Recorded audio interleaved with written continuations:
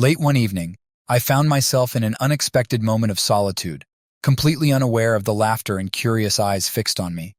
The source of their amusement wasn't my awkward situation, but rather a shocking personal revelation, one I was the last to discover. They found it especially hilarious that I had been utterly clueless about what was happening right under my nose. How could a man be so blind to his wife's infidelity?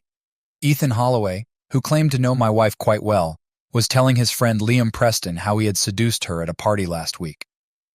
Meanwhile, I was called to investigate a break-in at a local art gallery. I was gone for about 2 hours and returned before the night was over. Upon my return, I found my wife sitting at a table with 3 other people, including Ethan Holloway and his boss, along with their spouses. My name is Lucas Hayes, and I'm an insurance investigator for a well-known company that deals with high-value property clients. This profession might be unfamiliar to most, but I've been in it since I graduated from college, over 15 years ago. At 37, I consider myself in the prime of my life.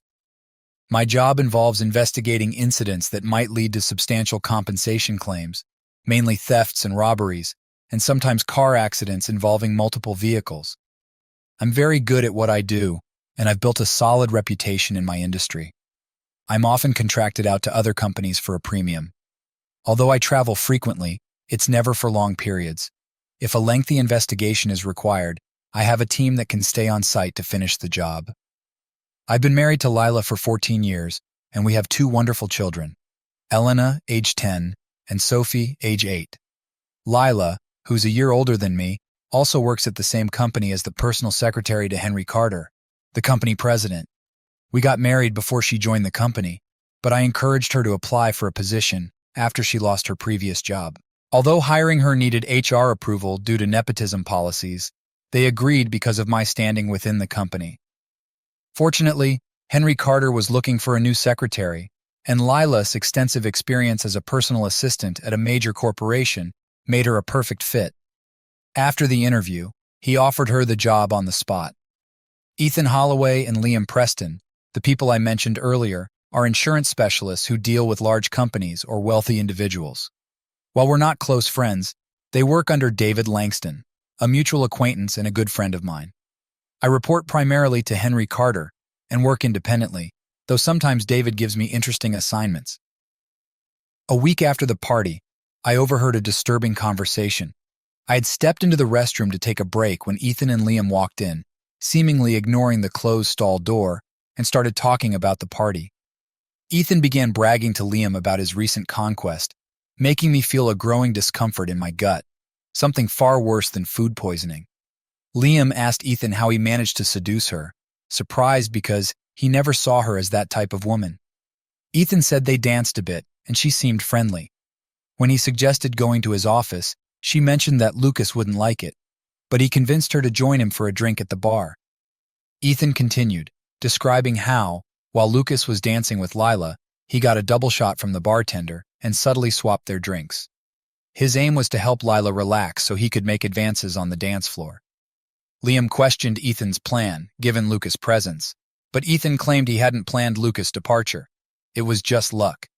During the dance, Lucas told Lila he needed to step out briefly.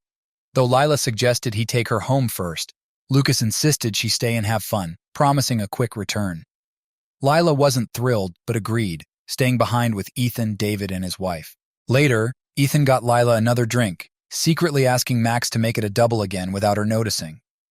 As they danced, Lila became more intoxicated, clinging to Ethan as he made his moves. She giggled and pressed against him several times. Ethan thought a few more drinks would seal the deal, so he got her another, which she quickly drank. Unbeknownst to her, it was another double, and she started feeling very woozy. Ethan suggested they get some fresh air, and Lila agreed. They ended up in the back seat of his car. She was almost unconscious, and he slid his hand under her skirt. She didn't resist and even begged for more. He complied, and she seemed to enjoy it. Ethan found the experience unbelievable. Ethan couldn't believe Lila would behave this way, considering she never seemed like someone who would cheat or be attracted to him. He assured his friend that it all happened, mentioning a date with Lila the following Saturday when she usually went to the salon. They planned to meet and book a hotel room for the day. Liam, envious, acknowledged Lila's attractiveness and wondered what Lucas did to deserve her. He even hinted at meeting Lila after Ethan was done with her. Ethan gave a non-committal maybe and stressed the need for secrecy to avoid any issues. They left the restroom, leaving me grappling with what I had just heard. Could this really be happening? I started recalling that night. It was almost 11 p.m. when I returned to the party, finding Lila seated with Ethan, Julie, and David Langston. Lila didn't seem drunk when I joined them. She was chatting with Julie about the kids. Ethan exchanged a few words with me but left shortly after. I noticed Lila whispering something to him, but I didn't think much of it. The only odd thing about that night was when we got home. Lila wanted to make love. While not entirely out of the ordinary, it struck me as odd given the circumstances. She typically wasn't in the mood this late at night, but she was particularly passionate that evening, almost like she was driven by guilt or regret. About a week passed after the party, and I noticed no change in Lila's demeanor. She never mentioned my early departure from the party or what happened in my absence. When I asked, she claimed she danced with Ethan and David, but mostly observed. She said she and Julie talked about school and the kids' activities, and that was it. She even suggested she would have preferred to come home when I left, implying I needed to keep a closer eye on her. "Do you have any plans for this Saturday?" "I was thinking of playing golf, if that's all right," I asked, watching her closely for her reaction. "This Saturday? Right after lunch, I'll be at the salon. It'll take me an hour, maybe an hour and a half. Where are you heading?" she replied, seemingly casual. "To the golf course," I answered, feeling a knot in my stomach. How did Ethan know about her plans if she hadn't told him? I hadn't known about it either. It all felt uncomfortably real. "I'm thinking the country club. Maybe I'll see if Liam Preston wants to join. He and David are usually up for a game," I continued, probing for more clues. "Don't you think Liam and David are idiots?" she replied, her tone dismissive. "I'm not sure.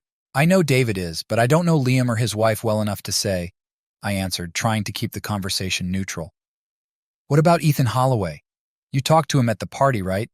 Maybe he'd like to come along," I suggested, watching her reaction closely. Lila turned and gave me an odd look, pausing before responding. "Why would you want him to come? Pardon my language, an idiot. I had to dance with him a few times at the party, and he really creeped me out. He's still an idiot." Now I was wondering if she was trying to dissuade me from inviting him, or convincing me she disliked him. Either way, it was unusual for her to speak about someone like that. "Oh, I don't know much about him, but is Liam's friend, and they seem close. Maybe it's not a good idea. I'll just call Sam and Owen. They're always up for a round," I replied, backing off the topic. "That sounds like a better plan. Stay clear of Ethan. You don't want any trouble," she said, seemingly relieved. "All right, he's off my list now. So, you're okay with golf?" I asked. "I'm fine with it as long as I'll still be at the salon. How about dinner at the Cypress Inn afterward? I'll have a fresh haircut, and you can unwind after golf. You can take me out and show me off. I'll drop Sophie and Elena off at my parents'," she suggested. I agreed, and we arranged to meet at home at 5:30 on Saturday to prepare. If I had been more cautious, I could have gathered enough evidence to confront her that day. It would have been fitting to lay it all out over dinner at one of the city's finest spots. The next day at work, I headed to the control room to gather some gear for tracking my wife and her lover. I decided to take one of the company's surveillance vans, leaving it in the lot until Saturday morning when I went golfing. I grabbed 2 small transmitters for her purse and car, and a GPS unit for her vehicle. It would pinpoint her exact location at any time. The van was equipped with video capabilities, but I wasn't sure how to utilize it since Ethan mentioned a motel. Filming was out of the question. Perhaps I could conceal a camera in her jacket, but only if I knew she'd wear it. I could try, but it was uncertain.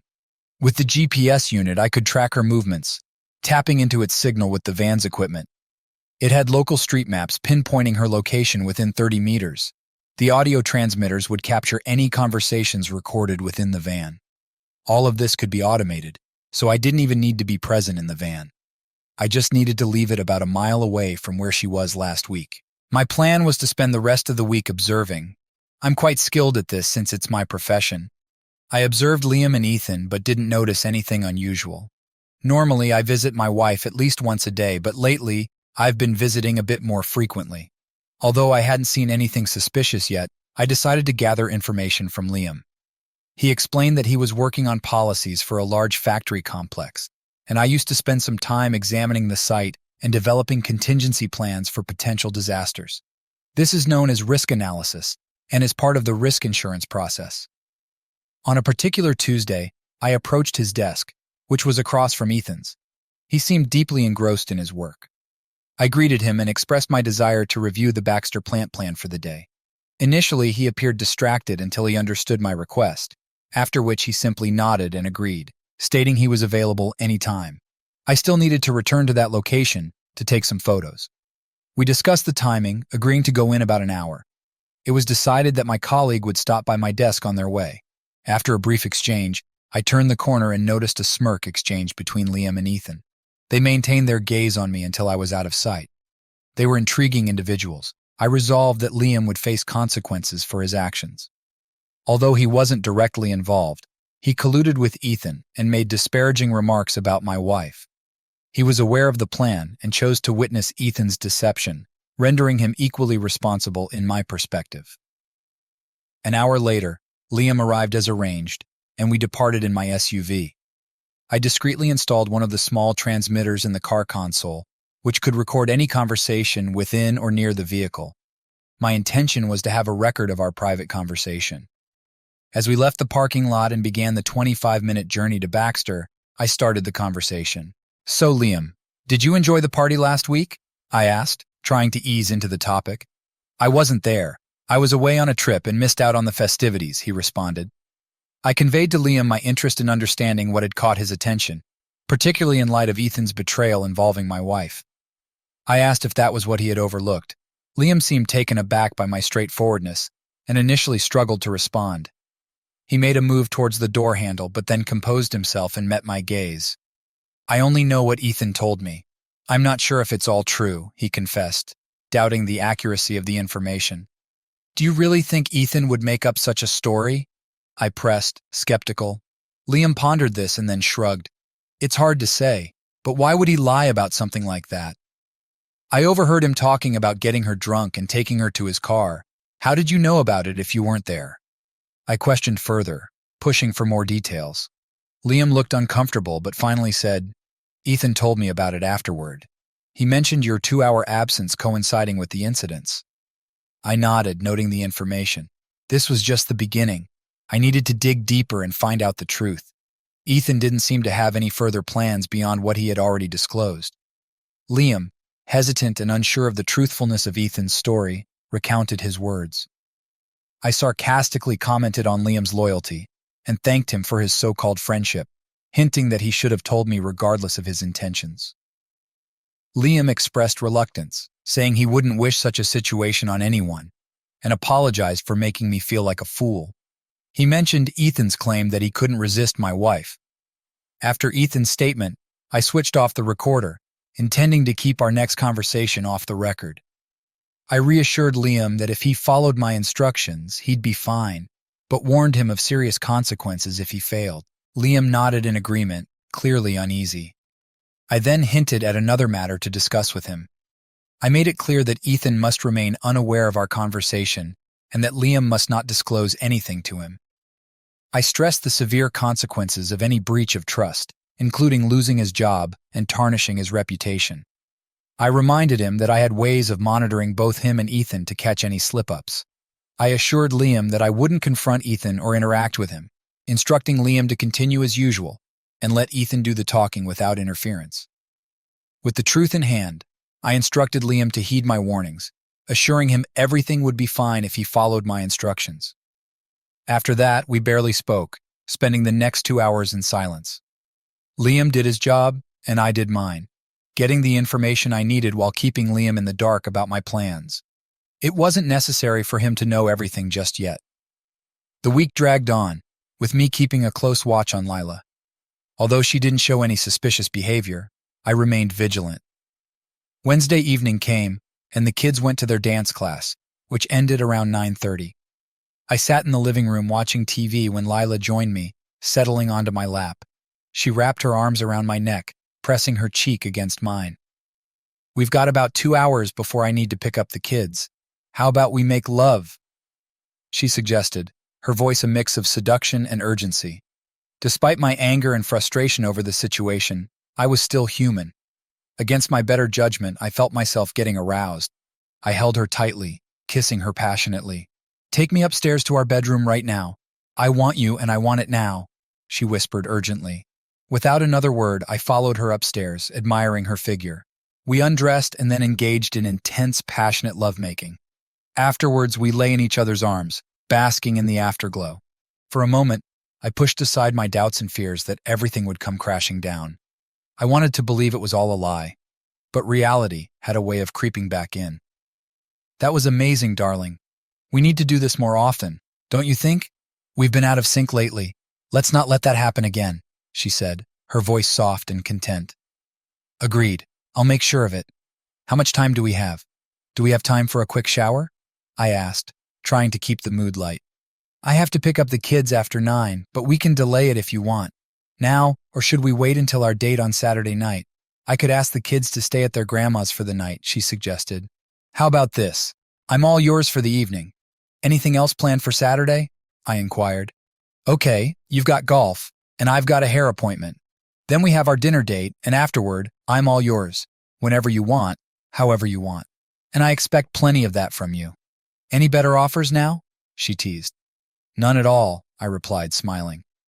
"Okay then, we're set," she said, quickly dressing and heading out to fetch the children. I lay there for a while, reflecting on what had just happened. How could she be so affectionate and intimate with me if she was involved with someone like Ethan Holloway? I knew she was clever, but was she also a skilled actress? Something didn't add up, and I was determined to find out the truth. On Saturday, while she was out, I checked the transmitters and confirmed they were working. My plan was to install them in her car on Friday night and in her purse. I had everything ready except for one last meeting with Liam Preston. I needed to know which hotel Ethan had reserved. Liam would get that information for me, or I'd have to resort to more drastic measures. The following morning, I called Liam and arranged to meet him in the third-floor cafeteria. He agreed without hesitation. When he arrived, I was already seated at a table. He joined me silently, and I got straight to the point. "Liam, I need you to find out from Ethan where he's planning to take Lila on Saturday. I need the motel's name and location. Catch him alone and ask him. Tell him you suspect he's deceiving you, and that you'll trust him if he tells you the truth," I instructed, my tone leaving no room for argument. Liam hesitated, the fear of my reprisal evident in his eyes. Eventually, he agreed, but asked how I'd verify if he was telling the truth. I assured him not to worry. I had my ways. As he left, I discreetly placed one of the transmitters under his jacket collar. He was so nervous he didn't notice a thing. Back in my office, I activated the receiver and heard Liam return to his desk and start talking to Ethan. Liam invited Ethan to meet him in the copy room in 10 minutes, to which Ethan agreed. Liam then questioned Ethan about potential marital issues. Ethan defensively claimed everything was fine and mentioned seeing me the day before, seemingly doing well. Unsatisfied, Liam pressed him about his plans with my wife for Saturday, specifically mentioning a motel. Ethan, insistent on his truthfulness, offered proof if needed. He revealed that he had booked a room at the Skyview Motel on Statler Street for Saturday night, with check-in at 2 p.m. and my wife arriving by 2:15 p.m. He even suggested calling the motel to confirm.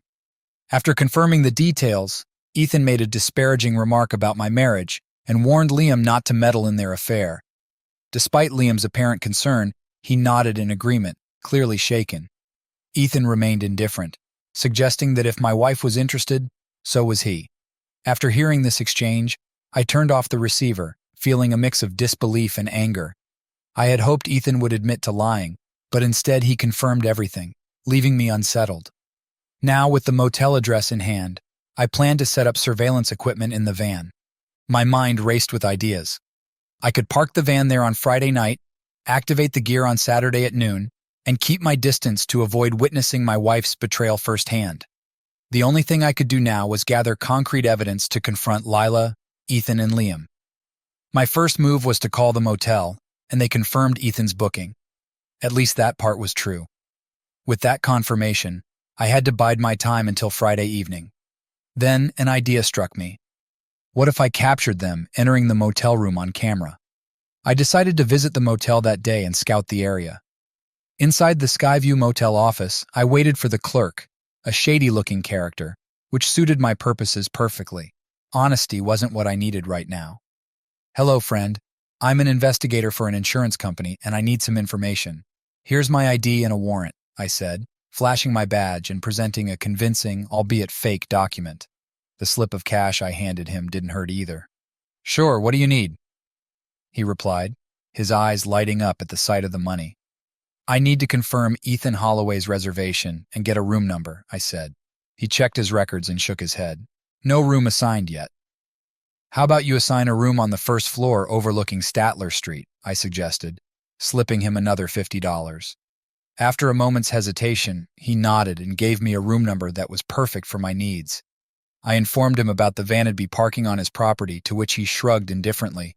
I thanked him again and slipped him another $50 for his discretion. His sly grin as he pocketed the cash told me he'd keep quiet.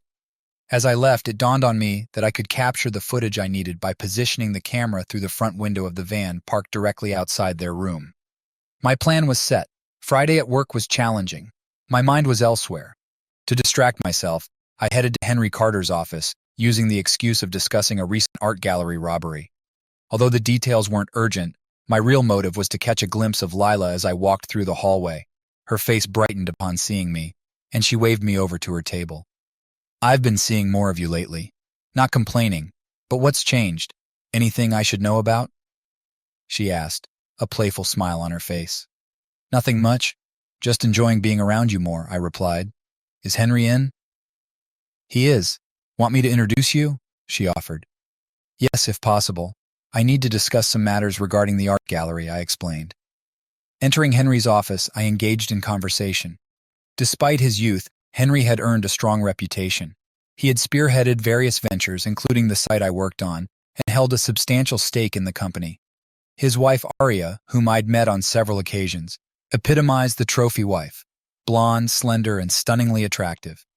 She and Lila were of similar ages and often chatted while Henry and I had developed a close rapport. During our discussion, I directly asked Henry about Ethan Holloway. As part of my duties, I regularly provided feedback on other employees' performance, though this inquiry was personal. "Why the interest in Ethan? Is there something I should know?" Henry asked, curious. "I need to ensure any potential issues with my team are addressed promptly," I replied. "Well, I do have some concerns about Ethan. I'm not particularly fond of him or Liam. I might have more to share this weekend if things go as anticipated. How about we touch base at my place on Sunday? If not, we'll reconvene on Monday," Henry suggested. "Let's wait and see.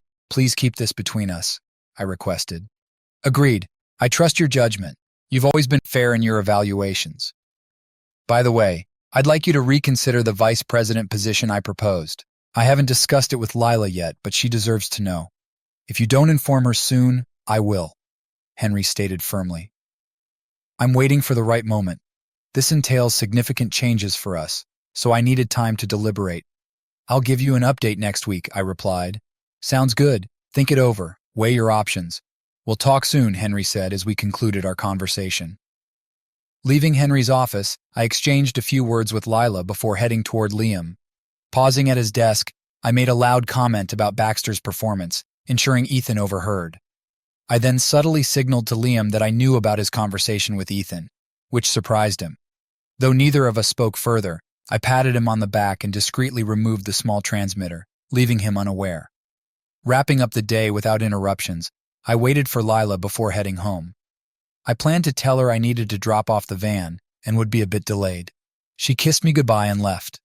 I noticed Ethan standing by the door, watching her leave. He glanced at me briefly before returning to his seat. Afterward, I parked the van and ensured the camera was correctly positioned to capture the room the clerk had assigned. I secured it and reminded the motel owner to let it stay there overnight, perhaps until the next day. Slipping him an extra $20, I thanked him for his cooperation. He pocketed the money and shook my hand, sealing our deal. Returning home, Friday night brought an unexpected twist. Lila had ordered pizza for the kids and arranged for them to spend the evening at Grandma's. When I asked her why, Lila explained that she had enjoyed our Wednesday night so much that she wanted to continue the trend. Did I mind? Not at all. As Friday night unfolded similarly to Wednesday, a gnawing feeling took hold of me. Despite enjoying the experience, I couldn't shake off the unease. Where had she learned these new techniques? Later, when I asked her about it, she giggled, reached over to her nightstand, and handed me a book. It was an article about lovemaking after 35. The pages contained many of the things we had done the past 2 nights. I found pleasure in our activities that night, striving to fulfill her desires, even though the entire situation felt surreal. We spent most of the night entwined, and I made a mental note to get some Viagra for future encounters. As we lay beside each other, I finally gathered the courage to ask about her newfound enthusiasm. "Lila, I love what we've been doing, and I want to make you happy, but I need to ask, where is all this coming from? Why now?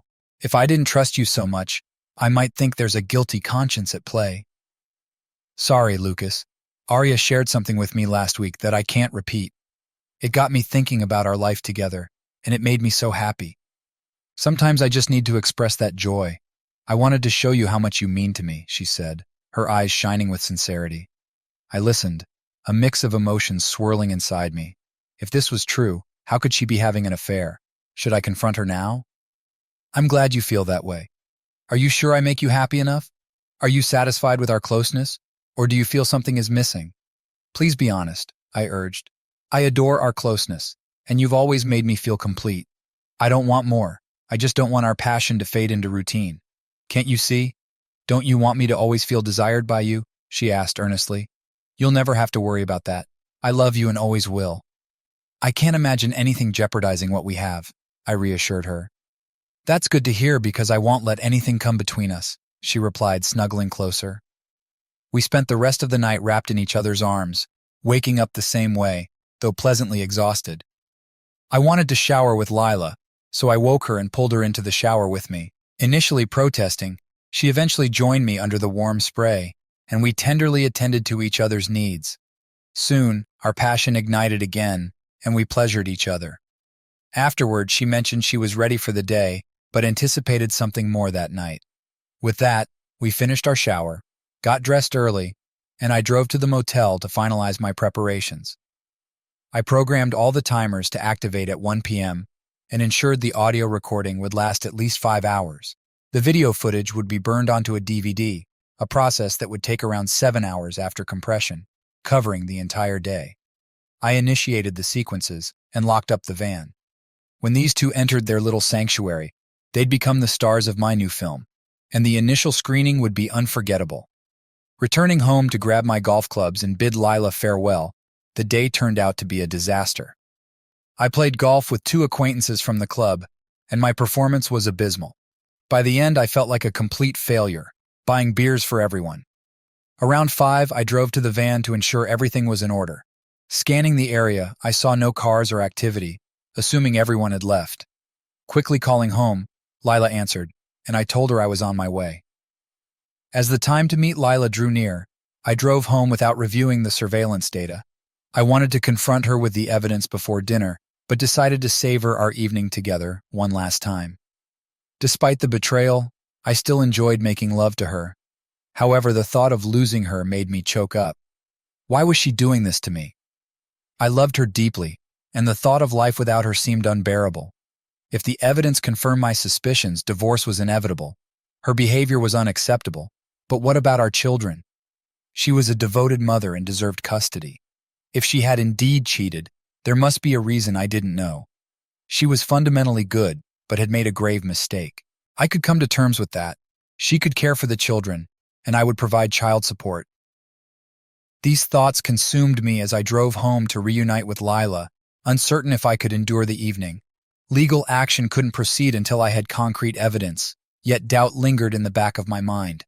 I brushed it aside. Facts were facts, and soon I'd have all the evidence I needed. At home, Lila had already showered and dressed, mentioning she'd add the finishing touches when it was time to leave.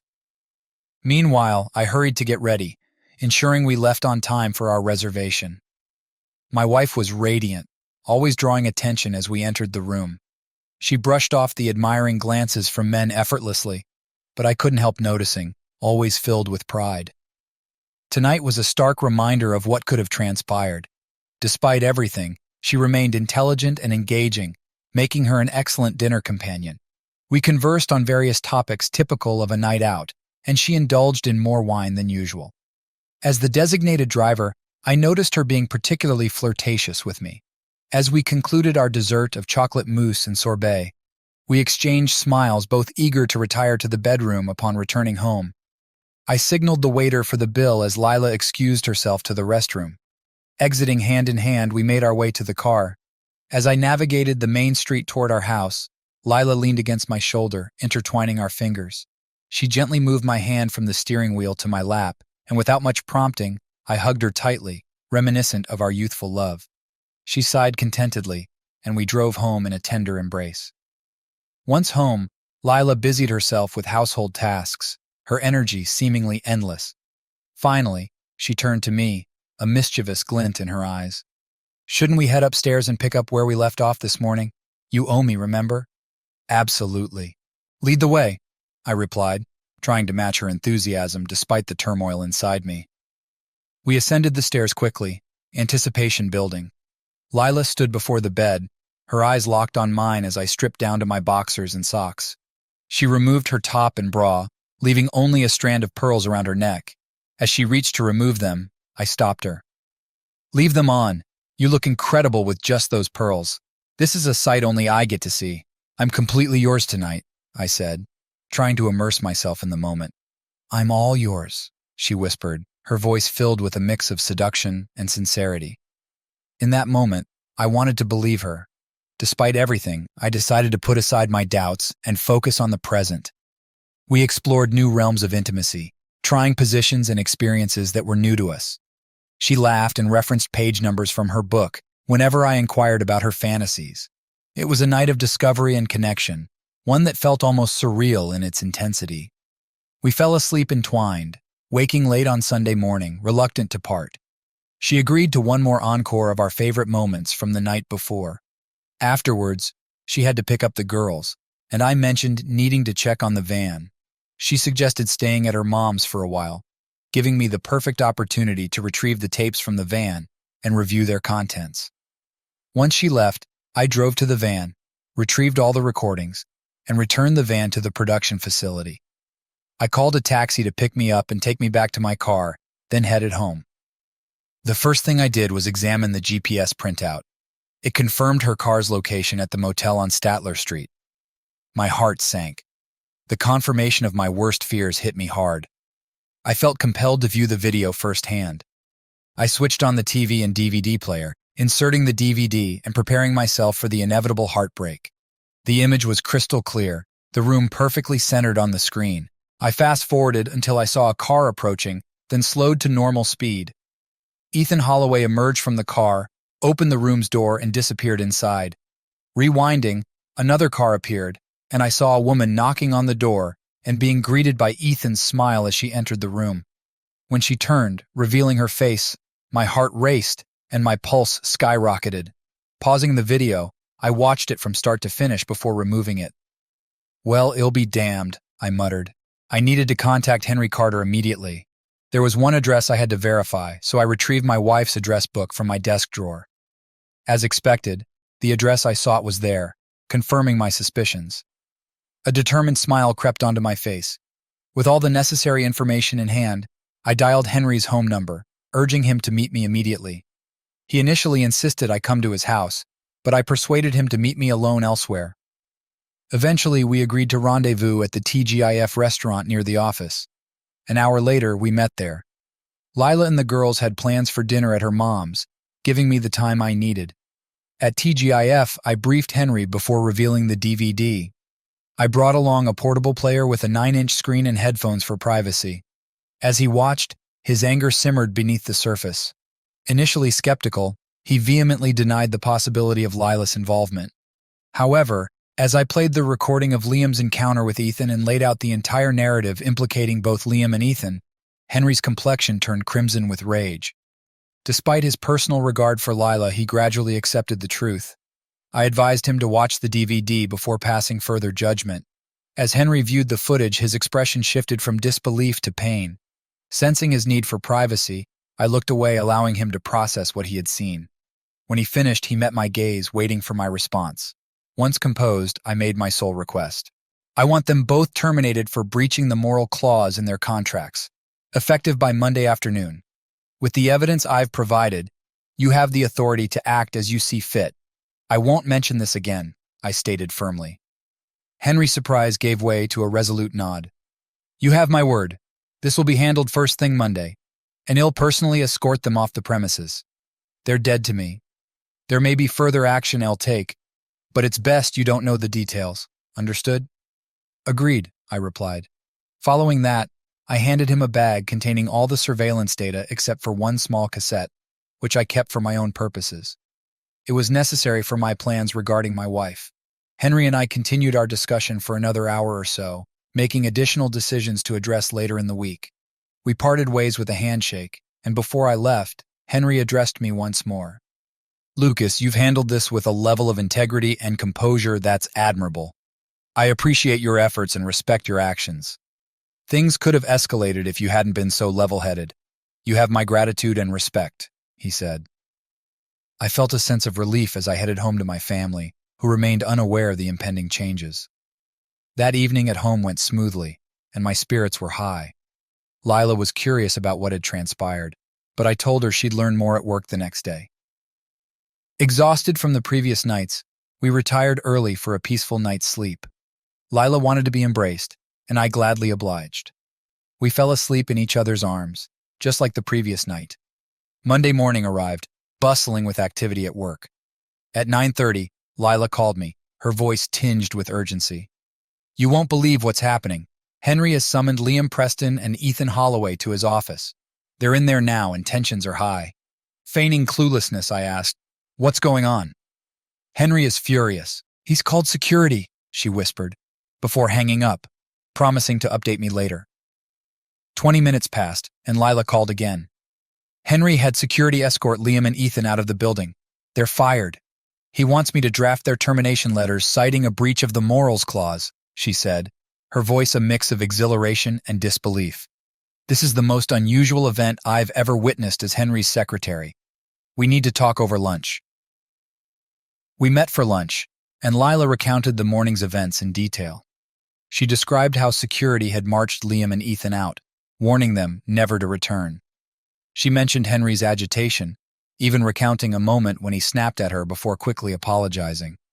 Eventually, she turned to me, seeking insight. How would I know about this? I said, feigning ignorance. Henry told me to ask you. When I pressed him, he just said, ask Lucas, he knows everything, and opened my eyes to a lot. So spill it. Before I say anything, listen to this tape. I handed her a cassette of Liam and Ethan's conversation about the motel. She listened, her expression turning pale as she reached the end. Removing her headphones, she exclaimed indignantly, this is absurd. It's a lie. I never went to any motel with him and never would. You can't trust this recording. Did you show this to Henry? Does he believe this nonsense too? No, he doesn't believe Ethan, and neither do I said, calming her slightly. But I have something to explain, and I need you to listen without interrupting. Lila nodded, still visibly shaken. I overheard Liam and Ethan talking about a week ago. Ethan boasted to Liam about an encounter with you at a party, claiming he got you intoxicated and took you to his car. He provided explicit details, and Liam seemed convinced. In fact, Liam was so impressed he wanted in on the next rendezvous. Lila tried to interject, but I pressed on. I needed to know the truth, so I instructed Liam to confront Ethan, who admitted to booking a motel room on Statler Street for Saturday afternoon, during your hair appointment. That raised alarms. How did he know about your appointment unless you told him? I never told him, she protested. I was at the salon, like I said. My salon is on Statler Street, but I had no idea about any motel rendezvous. You don't believe me? I do believe you, Lila, I reassured her. But I had to verify everything. I used a company surveillance van to monitor your car and record anyone entering the motel room. I reviewed the footage on Sunday. A woman did visit Ethan, but it wasn't you. Who was it? She asked, bewildered. It was Aria, Henry's wife, I revealed. I suspected something was off after talking to David Langston. He said you and his wife only drank soft drinks at the party and stayed together the whole night, even asking her to stay by your side to deter Ethan. I realized Ethan was diverting attention from his true companion. Lila's eyes widened in shock. So, did you really doubt me? Did you set up surveillance to spy on me? I had to be sure, Lila. Ethan's lies created doubt, but I never doubted your integrity. I needed to uncover the truth, and unfortunately, it implicated Henry's wife. He was devastated when I told him. We talked further, reluctantly returning to work. Lila accepted my explanation, though she was hurt by the surveillance. I felt no regret for uncovering the truth. Our relationship was now stable, and I was determined to keep it that way. The rest of the day was a blur of normalcy until Lila informed me that Henry wanted to speak with her that evening. She seemed to believe my feigned ignorance. During dinner, amidst the usual chaos with the girls, Lila found a moment to share her conversation with Henry. He talked about the importance of trust, respect, and love in a marriage, and the devastation of losing it all. Then he confided in me about Aria's actions and asked for my advice. What did you tell him? I asked, intrigued. I encouraged him to reflect on his love for Aria and consider forgiveness if possible. I urged him to have a candid conversation with her, but cautioned against prolonging the decision if reconciliation seemed unlikely. He seemed receptive. Did he mention anything about me? I inquired. No, nothing specific. Why? She asked, sensing more. Well, yes. Henry extended an offer for me to become Vice President of Investigations. It involves overseeing all investigators globally and offers substantial financial rewards and benefits, including shares. We could choose to live in California or Florida, though I'd still report to Henry. Lila's excitement was palpable. She leaped into my arms, overwhelmed with joy. When did this happen?